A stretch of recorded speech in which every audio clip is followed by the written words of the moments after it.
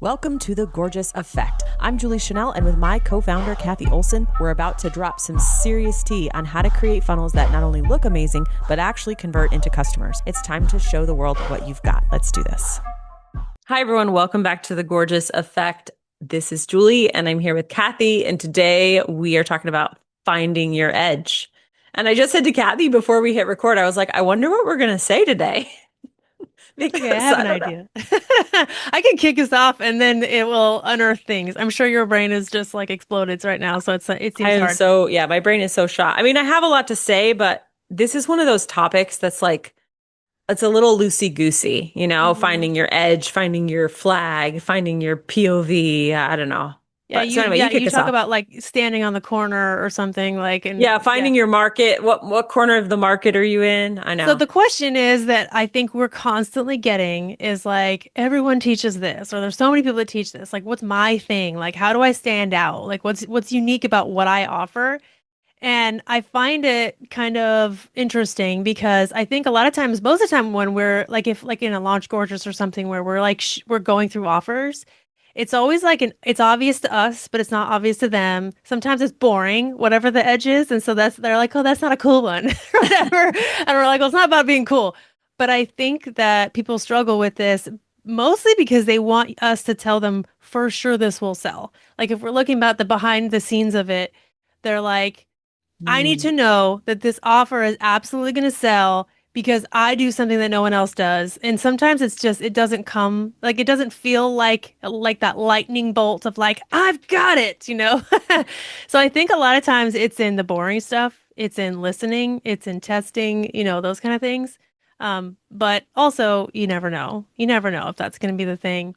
But I was thinking about, with Jessie Jean and how she was literally throwing spaghetti on the wall. Like there could be no more spaghetti throwing coming from someone. And then decided to talk about, or she was getting questions probably, I'm assuming, about, how does she talk on camera, blah, blah, blah. And then she's like, oh, I should do a video on that. Yeah. Probably not. Actually, I know for sure did not plan on the way that was going to turn out. It was just another idea. You know what I'm saying? It's not like the heavens open and they said you will make millions if you talk about yapping. It was just like another one of the things that she kind of, oh, hey, maybe people want to know about this, right? So that's how I think it really happens. Well, yeah, I want to kind of break down the idea of finding your edge into a couple different parts and pieces. This is the messiest part of work because you have your point of view, which is something that like we talk a lot about when you're doing personal branding and you're getting out there online, like what is something you believe that other people don't believe. We also use the term big ideas. We're always looking for big ideas when we're doing webinars and sales pages, like some t-shirt worthy slogan that like encapsulates an idea that's different than what people have heard before. We talk about that. We also talk about UVPs, like or USPs, which is your unique value proposition or your unique selling proposition, which is kind of similar to big idea, but sometimes a little bit more philosophical. And then we talk about niche and market, and we talk about like, okay, like what are you known for and what part of the market are you standing on? And I think when you say finding your edge, you could mean any of those things or all of those things. And like you said, I don't think people think, oh, I go into the market having this all sorted out. And that's not how it works. You go into the market and then you sort of shine your edge, right? Or sharpen your edge based on how the market responds. I don't know that Jessie thought yapping would be like a big thing in her edge until she did it. So people who want certainty before they move, you really got to get over that. Yeah, I heard a quote. I just looked it up because I was like, oh, this reminds me of that quote I wrote down. I don't have to feel ready to start. I have to start to become ready.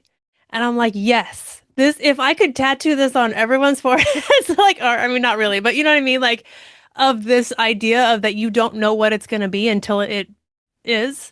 You don't know. Like, I think even with No. Funnel Gorgeous, right? If I think back to when we first created it, I remember telling you the idea about, I know all about website design and, I know how to make things pretty, but why are all the sales funnels ugly? Like, why aren't we taking what we know from Yeah, web design? And you're like, because Kathy, people don't know how to do this. I'm like, what do you mean they don't know how to? Of course they do. It's web I design. know. It's been around since forever.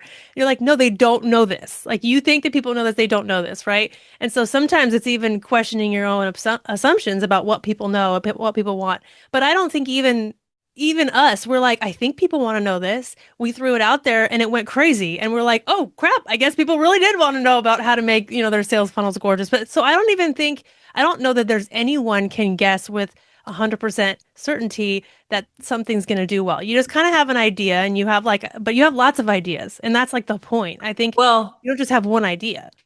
yeah, I mean, if we talk about our program Offer Brand, I think Offer Brand makes it more likely that you're going to get the right idea out of all of your ideas because, if you're like, okay, I could teach this angle, I could teach this, and you're not quite sure.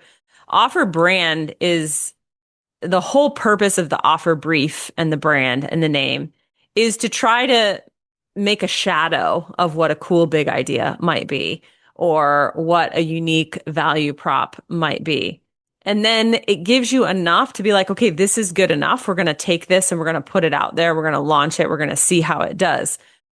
And it's not that it's not that you can't launch without an edge, but it's so much harder if you launch without anything unique or different about you. In fact, I was just talking to someone this morning who her sales page has no edge or big idea, but she's got so much authority in the market, like so much authority. She's got celebrity clients. She's got, Ivy League schools backing her that people trust her and buy. So she's marketing without an edge. But then, as we started to talk about her offer, she does have an edge. She just hasn't like harvested it out of Mm. her thing. And so it doesn't mean you can't launch without an edge, but if you don't have proof, if you don't have authority, if you don't have anything like that, good luck. Yeah. So even if you have a shadow of an edge and you use a program like Offer Brand to help define that, it goes a long way.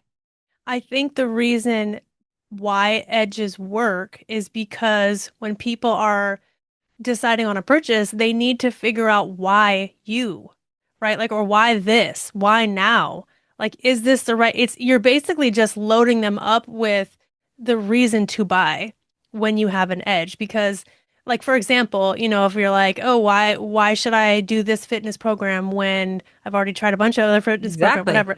Like they need a reason to make a logical yes or no. So, like, if you don't have an edge, I guess the reason is, I trust her and I think I like her. I don't know, like it's a very weak logical conclusion they can come up to when you don't give them a reason.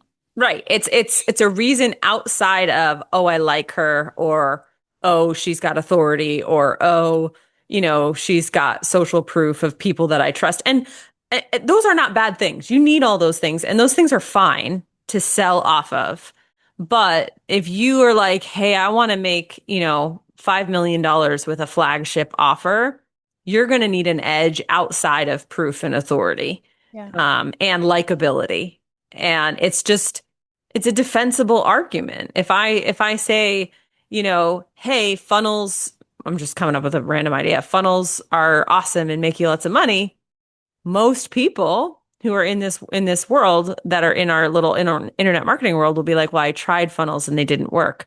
I've got no defensible claim against that unless I can bring something unique and different to the table.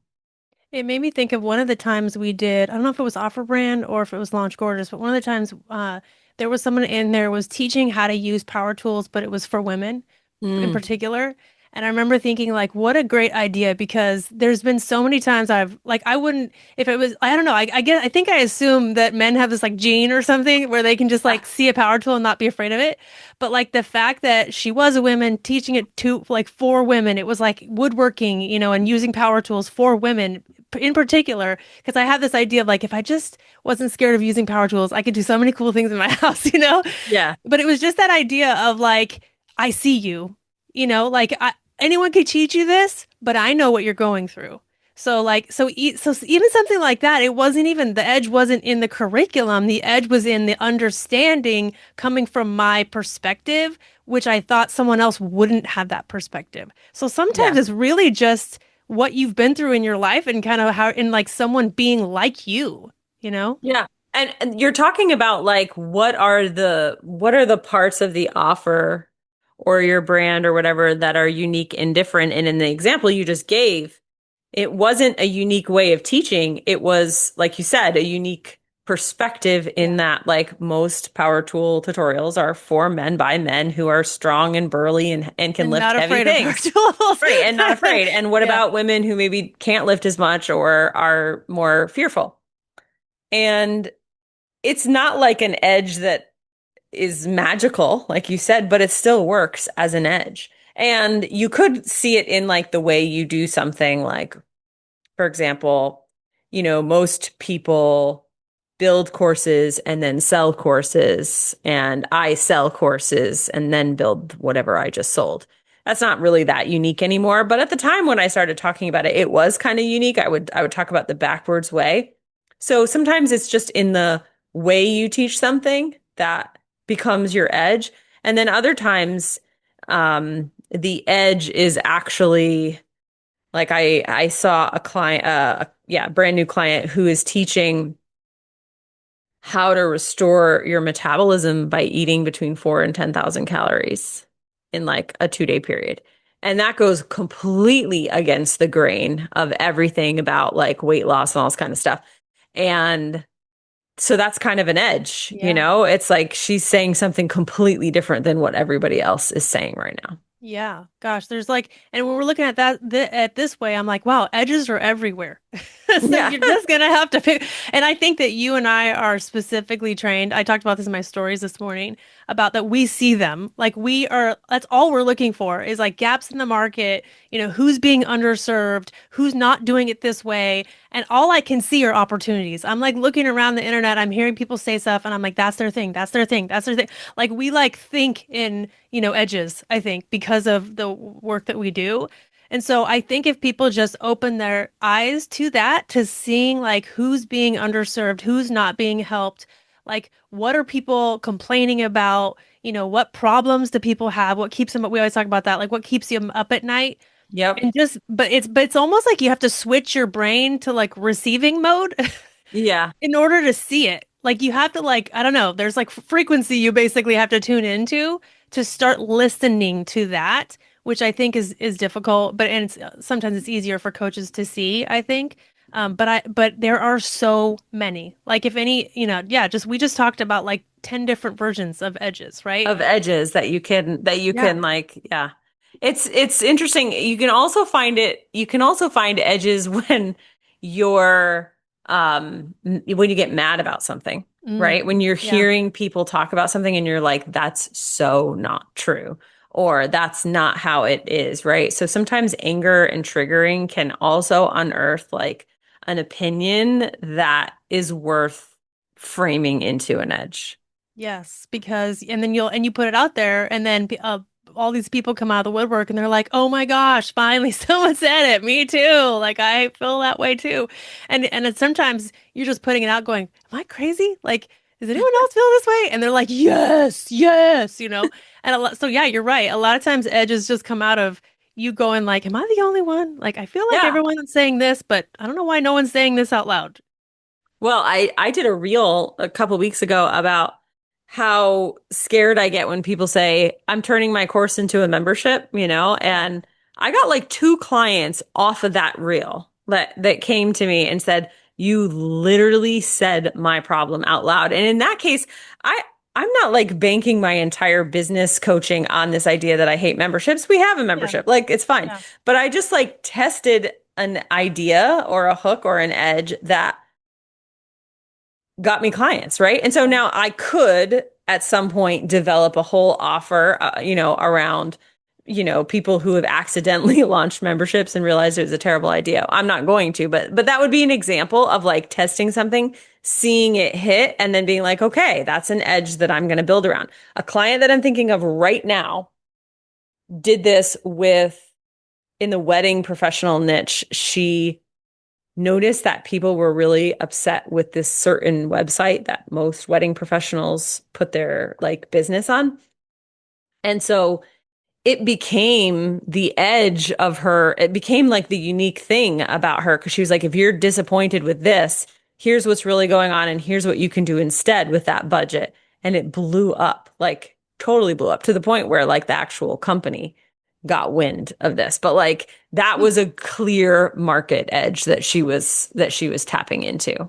Yeah. I mean, we've even seen this when we say you want to quit Kajabi, but you don't know how to quit it or whatever. And some people were like, "Oh, why are you dogging on Kajabi?" I'm like, "I'm not. I'm talking to the people who want to get off Kajabi. You want to stay on Kajabi? You're in love. Go marry it. It's fine. It's good for you. But if you hate it, like a lot of other people, or you're mad at it. Hey, we got this other thing for you. And so it's like not like we were saying anything against Kajabi. We were saying if you want to quit, here's your option. Here there are other options. If you should not like it. Well, yeah, so if you feel like you don't have an edge, there's a large chance that you do have an edge, you're just not seeing it. And that often, if you can talk to Chat GPT or you can talk to a friend and like try to unearth what you're seeing differently. I always tell people deconstruct your process, ask Chat to like look at what patterns and what things you might be doing differently. That's a way to come up with something unique.